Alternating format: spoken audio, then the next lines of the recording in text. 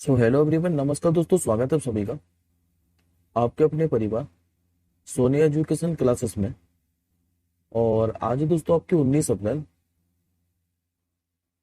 और आज हम 19 अप्रैल से बनने वाले जितने भी मोस्ट इंपोर्टेंट करंट अफेयर्स के क्वेश्चन बने, इन सभी प्रश्नों को एक्स्ट्रा फैक्टर से और डिटेल के साथ डिस्कस करेंगे। यदि आप लोग इनमें से किसी भी एग्जाम की तैयारी करते हैं तो ये जो आपकी करंट अफेयर्स की क्लास है सभी प्रतियोगी परीक्षाओं के लिए अति महत्वपूर्ण रहने वाली है। तो आप सभी साथी पूरी क्लास को आखिरी तक जरूर देखिएगा। तो चलिए एक बार पहले हम लोग फटाफट से मात्र 2 मिनट के अंदर 18 अप्रैल के करंट अफेयर्स को क्विकली रिवीजन कर लेते हैं। उसके बाद हम लोग आज के क्वेश्चनों को डिस्कस करेंगे। जैसा कि साथियों हम लोगों ने लास्ट क्लास के अंदर पढ़ा था कि अभी जो भारत पे है इसका मुख्य कार्यकारी अधिकारी ये नियुक्त किया गया था नलिन नेगी को। जो ब्रह्म कुमार है इनको भी जिम्बाब्वे में भारत का नया राजदूत बनाया गया है। उज्बेकिस्तान में भी सशस्त्र बल अकादमी में एक उच्च तकनीक आईआईटी प्रयोगशाला का उद्घाटन ये कहते हैं भारतीय थल सेना प्रमुख मनोज पांडे ने। 2024 में किसे तीसरे लता दीनानाथ मंगेशकर पुरस्कार से सम्मानित किया जाएगा? तो अभिनेता अमिताभ बच्चन को। अभी आईएमएफ ने वित्त वर्ष 2024-25 के लिए भारत की जो जीडीपी वृद्धि दर का अनुमान है ये बढ़ाकर अब कितना कर दिया है? तो 6.8%। स्वदेशी मुद्दों पर संयुक्त राष्ट्र स्थायी मंच का 23वां जो सत्र है ये कहां पर आयोजित किया गया है? तो अमेरिका के न्यूयॉर्क के अंदर। किस आईपीएल टीम ने अभी T20 में सर्वाधिक स्कोर का रिकॉर्ड बनाया? तो सनराइजर हैदराबाद ने। और इसने किसके खिलाफ बनाया था? तो रॉयल चैलेंजर बेंगलोर के खिलाफ। और अब साथ ही जो सनराइजर हैदराबाद है इसने 20 ओवर के अंदर 287 रनों का रिकॉर्ड बनाया है और इसने खुद के रिकॉर्ड को तोड़ दिया है। 17 अप्रैल को हर साल आपका मनाया जाता है विश्व हीमोफीलिया दिवस। आपराधिक मुकदमों का सामना करने वाले पहले पूर्व जो अमेरिकी राष्ट्रपति हैं ये कौन बन गए? तो डोनाल्ड ट्रंप। और इन पर साथ ही 2 आरोप लगे हैं। एक तो इन पर आरोप लगा है $1,30,000 की हेरफेर करने का। और दूसरा इन पर आरोप लगा है एक पॉप स्टार है और इनसे इन पर यौन संबंधों का आरोप लगा है डोनाल्ड ट्रंप पर। और लास्ट क्वेश्चन हमने पढ़ा था कि दुनिया का जो सबसे व्यस्त हवाई अड्डा है इनकी भी एक सूची जारी की गई थी जिसमें टॉप 10 में शामिल होने वाला भारत का जो एकमात्र हवाई अड्डा था ये दिल्ली था, जो कि इंदिरा गांधी अंतरराष्ट्रीय एयरपोर्ट है। अब आज का पहला क्वेश्चन देखिए। आज का आपका पहला क्वेश्चन स्पोर्ट्स से संबंधित है। आप लोगों से पूछ रहा है कि भारत ने एशियाई कुश्ती चैंपियनशिप 2024 में कुल कितने मेडल जीते हैं? तो इसमें साथियों भारत ने जीते टोटल 9 मेडल। तो आंसर होगा आपको ऑप्शन नंबर सी। इन 9 पदकों में से साथियों एक भी गोल्ड मेडल नहीं जीता है, खाली सिल्वर। और इसमें कांस्य पदक जीते हैं। तो याद रखिएगा 4 तो जीते इसमें सिल्वर पदक और 5 जीते हैं ब्रॉन्ज मेडल, यानी कि कुल 9 पदक जीते हैं। यदि आप लोगों से पूछे इसका आयोजन किया कहां पर गया था? तो किर्गिस्तान की राजधानी बिश्केक के अंदर। ये सारे के सारे साथियों पदक विजेताओं के नाम लिखे हुए हैं, खाली एक बार आप लोग रीड कर लीजिएगा। वैसे आपको याद करने की जरूरत नहीं है, खाली आप लोग इतना ही याद रखिएगा कि भारत ने एशियाई कुश्ती चैंपियनशिप 2024 के अंदर कुल 9 मेडल जीते हैं, जिसमें से 4 तो है सिल्वर पदक और 5 है ब्रॉन्ज मेडल। और ये भी याद रखिएगा कि टूर्नामेंट आयोजित कहां पर किया गया था? तो किर्गिस्तान की राजधानी बिस्किस के अंदर। बाकी आपको कुछ याद करने की जरूरत नहीं है। हम लोग अगले क्वेश्चन पे बढ़ते हैं। हाल ही में भी किस धावक ने बोस्टन मैराथन 2024 के पुरुष वर्ग का खिताब अपने नाम किया है? नाम इनके साथ है सीसाई लेम्बा। तो करेक्ट आंसर होगा आपको ऑप्शन नंबर बी। ये जो साथी सीसाई लेम्बा है ये इथियोपिया के धावक है और इन्होंने 2 घंटा 6 मिनट 17 सेकंड के अंदर समाप्ति के साथ अपना पहला बोस्टन मैराथन जीता है। और इसी में यदि आप लोगों से पूछे कि महिला वर्ग में ये खिताब किसने जीता है? तो केन्या की हेलेन ओबीडी ने। और इन्होंने 2 घंटे 22 मिनट 27 सेकंड में ये रिकॉर्ड अपने नाम किया है। नोट पॉइंट में याद रखिएगा, यदि आप लोगों से पूछे कि मैराथन दौड़ की कुल लंबाई कितनी थी तो लगभग 42 किलोमीटर की थी। और विश्व जो रिकॉर्ड है ये किसके नाम है? तो केल्विन किप्टन के नाम, जिन्होंने 2023 के अंदर बनाया था 2 घंटा 35 सेकंड के अंदर। नेक्स्ट क्वेश्चन देखिए। हाल ही में वर्ल्ड फ्यूचर एनर्जी समिट 2024 का जो आयोजन है ये कहाँ पर किया जा रहा है? तो ये किया जा रहा है साथियों यूएई के शहर अबू धाबी के अंदर। करेक्ट आंसर हो जाएगा आपको ऑप्शन नंबर डी। दरअसल ये जो वर्ल्ड फ्यूचर एनर्जी समिट है 2024, इसका जो आयोजन है ये 16 से 18 अप्रैल तक यूएई की राजधानी अबू धाबी के अंदर किया गया है। संस्करण इसका इस बार 16वां, और इसका उद्देश्य क्या है? तो वैश्विक ऊर्जा परिवर्तन को सुविधाजनक बनाने, स्वच्छ और नवीनीकरणीय ऊर्जा में निवेश को बढ़ावा देना है। अब एक बार हम लोग यूएई के बारे में मैप के माध्यम से समझ लेते हैं कि स्थित कहाँ पर है। तो ये साथियों एशिया कॉन्टिनेंट है, और ये जो यूएई है ये खाड़ी देश है। जितना भी आपको हाईलाइट पार्ट दिखाई दे रहा है ये आपका यूएई। राजधानी क्या है यहाँ की? तो मैं अभी आपको बताई थी अबू धाबी। मुद्रा क्या चलती है? तो दिर्हम। राष्ट्रपति यहाँ के शेख मोहम्मद बिन जायद अल नायन, और प्रधानमंत्री कौन है? तो शेख मोहम्मद इब्न राशिद अल मखतूम। ये वर्तमान में यहाँ के प्रधानमंत्री हैं। अगला क्वेश्चन देखिए, अभी यूरोपीय अंतरिक्ष एजेंसी का प्रोबो 3 मिशन है ये कौन लॉन्च करेगा? तो ये लॉन्च करेगा साथियों भारतीय अंतरिक्ष एजेंसी यानी कि इंडियन स्पेस रिसर्च ऑर्गेनाइजेशन के द्वारा। तो आंसर हो जाएगा आपको ऑप्शन नंबर बी। इसरो के द्वारा साथियों जो प्रोबो 3 मिशन है ये सितंबर 2024 के अंदर लॉन्च किया जाएगा। और प्रोबो 3 मिशन है ये करेगा क्या? तो ये सूर्य का अध्ययन करेगा। प्रोबो 3 मिशन 2 उपग्रह मिलकर 144 मीटर लंबा उपकरण बनाएंगे, जिसे सूर्य कोरोनोग्राफ के नाम से जाना जाएगा। और इस मिशन को किस रॉकेट के माध्यम से लॉन्च किया जाएगा? तो इसरो के PSLV XL रॉकेट के माध्यम से।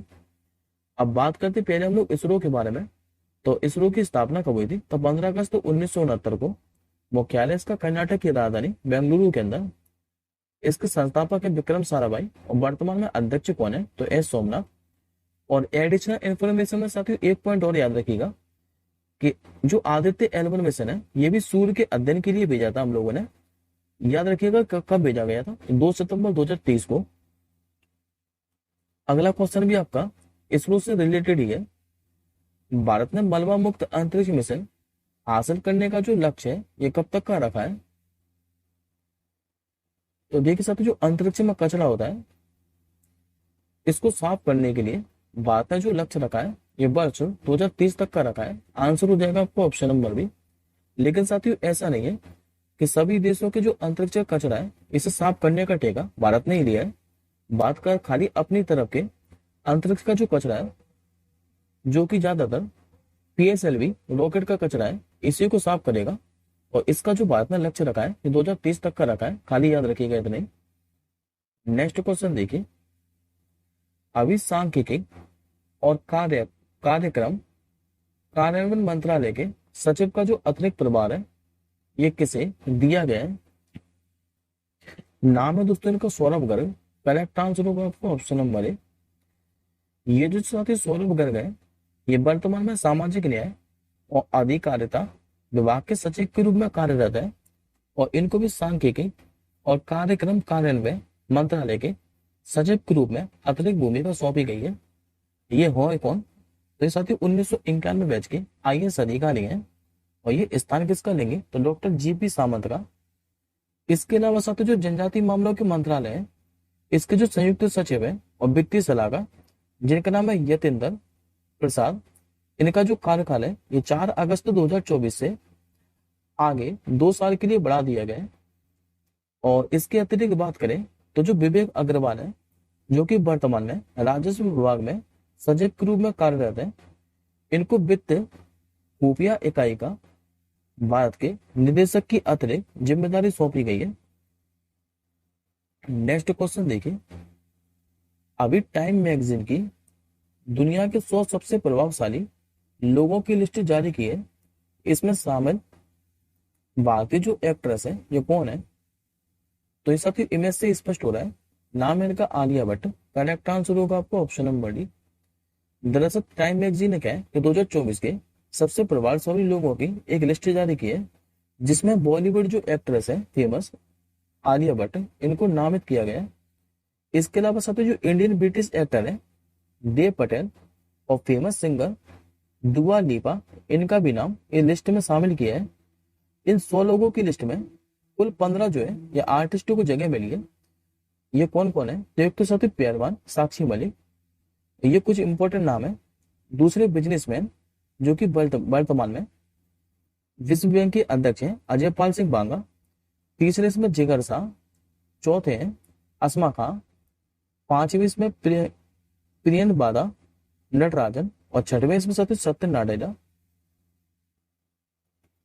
अगला क्वेश्चन देखिए, विश्व जो विरासत दिवस है यानी कि वर्ल्ड हेरिटेज डे, ये प्रतिवर्ष किस तारीख को मनाया जाता है? तो यह दिवस आपका प्रतिवर्ष मनाया जाता है 18 अप्रैल को। आंसर हो जाएगा आपको ऑप्शन नंबर सी। ये जो साथी दिवस है ये 1982 के अंदर अंतरराष्ट्रीय स्मारक और जो स्थल परिषद है इसके द्वारा स्थापित किया गया था। लेकिन पहली बार ये जो दिवस है ये यूनेस्को के द्वारा 1972 में मनाया गया था। और इस दिवस को मनाने का उद्देश्य क्या है? तो पूरे विश्व में मानव सभ्यता से जुड़े ऐतिहासिक और सांस्कृतिक स्थलों के महत्व के बारे में और उनके संरक्षण के प्रति जागरूकता फैलाना है। 2024 के लिए इसका विषय क्या है? तो विविधता की खोज करें और अनुभव करें। ये 2024 के लिए वर्ल्ड हेरिटेज डे की थीम है। और ये और याद रखिएगा साथियों कि वर्तमान में भारत में जो हेरिटेज साइट है ये कितनी है? तो 42। और अभी रिसेंटली 2023 के अंदर बनी थी 2। 41वां बना था साथियों शांति निकेतन जो कि पश्चिम बंगाल के अंदर है। और 42वां बना था कर्नाटक का होयसला का मंदिर। अगला क्वेश्चन देखिए, अयोध्या में श्री राम सूर्य तिलक कार्यक्रम में किस भारतीय संस्थान ने अभी अहम भूमिका निभाई है? तो इस संस्थान का नाम है इंडियन इंस्टीट्यूट ऑफ एस्ट्रोफिजिक्स। तो आंसर हो जाएगा आपको ऑप्शन नंबर ए। दरअसल जो इंडियन इंस्टीट्यूट ऑफ एस्ट्रोफिजिक्स है इसने अयोध्या में श्री राम सूर्य तिलक कार्यक्रम में महत्वपूर्ण भूमिका निभाई है। बात करें इंडियन इंस्टीट्यूट ऑफ एस्ट्रोफिजिक्स के बारे में तो ये विज्ञान और प्रौद्योगिकी विभाग के अंतर्गत एक स्वतः निकाय है। और अयोध्या में जो सूर्य तिलक कार्यक्रम है इसमें प्रयोग हुए जो ऑटो मैकेनिकल सिस्टम है इसको CBRI यानी कि सेंट्रल बिल्डिंग रिसर्च इंस्टीट्यूट ने, और जो डिवाइस है इसका निर्माण ऑप्टिकल बेंगलोर ने किया है। अगला क्वेश्चन देखिए, 18 अप्रैल 2024 को अभी स्वदेशी प्रौद्योगिकी एक क्रूज मिसाइल जिसका नाम है निर्भय, इसका जो सफल परीक्षण है ये किसने किया है? तो ये भारत की आन बान शान यानी कि DRDO के द्वारा, डिफेंस रिसर्च डेवलपमेंट ऑर्गेनाइजेशन के द्वारा। तो आंसर याद रखेंगे आप लोग ऑप्शन नंबर डी। दरअसल 18 अप्रैल 2024 को क्या है कि स्वदेशी इंजन के साथ जो निर्भय क्रूज मिसाइल है इसका सफल परीक्षण किया है। और ये जो निर्भय मिसाइल है इसने परीक्षण के दौरान 864 किलोमीटर से लेकर 1111 किलोमीटर प्रति घंटा की गति हासिल की है। और इस मिसाइल में टेरेन हंगिंग कैपेबिलिटी भी है। अच्छा, ये टेरेन हंगिंग कैपेबिलिटी है क्या? तो यह एक ऐसी स्थिति होती है जिसमें उस पर निशाना लगाकर इसे निष्क्रिय करना बेहद ही कठिन हो जाता है। अब बात करते हैं हम लोग निर्भय क्रूज मिसाइल के बारे में। तो ये मिसाइल 300 किलोग्राम तक के परंपरागत हथियार को ले जा सकती है। अधिकतम इसकी रेंज कितनी है? तो 1500 किलोमीटर। तो ये जमीन से कम 50 मीटर ऊपर और अधिकतम 4 किलोमीटर ऊपर उड़कर टारगेट को ध्वस्त कर सकती है। बात करते हैं DRDO के बारे में यानी कि डिफेंस रिसर्च डेवलपमेंट ऑर्गेनाइजेशन के बारे में। तो मैं आपको कई बार पढ़ा चुका हूँ। स्थापना हुई थी 1958 के अंदर, मुख्यालय इसका नई दिल्ली के अंदर। और वर्तमान में इसके अध्यक्ष कौन है? तो नाम इनका समीर बी कामत। आज का आपका आखिरी क्वेश्चन है कि हाल ही में किसे भारतीय नौसेना का नया अध्यक्ष बनाया गया है? नाम है दोस्तों इनका दिनेश त्रिपाठी। करेक्ट आंसर हो जाएगा आपको ऑप्शन नंबर डी। दरअसल जो 22 एडमिरल है दिनेश त्रिपाठी, ये नौसेना के अध्यक्ष का जो पदभार है ये 30 अप्रैल को ग्रहण करेंगे। और ये जो दिनेश त्रिपाठी है ये जुलाई 1985 को नौसेना में कमीशन हुए थे। इससे पहले साथियों जो दिनेश त्रिपाठी हैं इन्होंने वेस्टर्न नेवल कमांड में flag officer commandant in chief का पदभार भी संभाला था। और वर्तमान में ये भारतीय जो नौसेना है इसके उप प्रमुख भी हैं दिनेश त्रिपाठी। अच्छा, ये स्थान किसका लेंगे? तो R हरि कुमार का। अब बात करते हैं भारतीय नौसेना के बारे में। तो इसका जो गठन है ये 26 जनवरी 1950 को हुआ था। और हर साल साथ ही जो नौसेना दिवस है ये कब मनाया जाता है, तो 4 दिसंबर को। मुख्यालय का है इसका तो नई दिल्ली के अंदर। और पहले साल तो जो भारतीय नौसेना है इसका जो नाम था ये रॉयल इंडियन मरीन के नाम से इसे जाना जाता था। आज का आपका क्वेश्चन ऑफ द डे है, कभी मेनिनजाइटिस की मैन 5 CB वैक्सीन बनाने वाला विश्व का जो पहला देश है ये कौन सा बन गया है। इस क्वेश्चन का आंसर आप लोग कमेंट बॉक्स के अंदर कीजिएगा। और ये भी बताइएगा साथियों कि जिस देश ने ये वैक्सीन बनाई है उसकी राजधानी क्या है। हम जल्दी मिलेंगे अगली क्लास के साथ ही, तब तक के लिए जय हिंद, वंदे मातरम।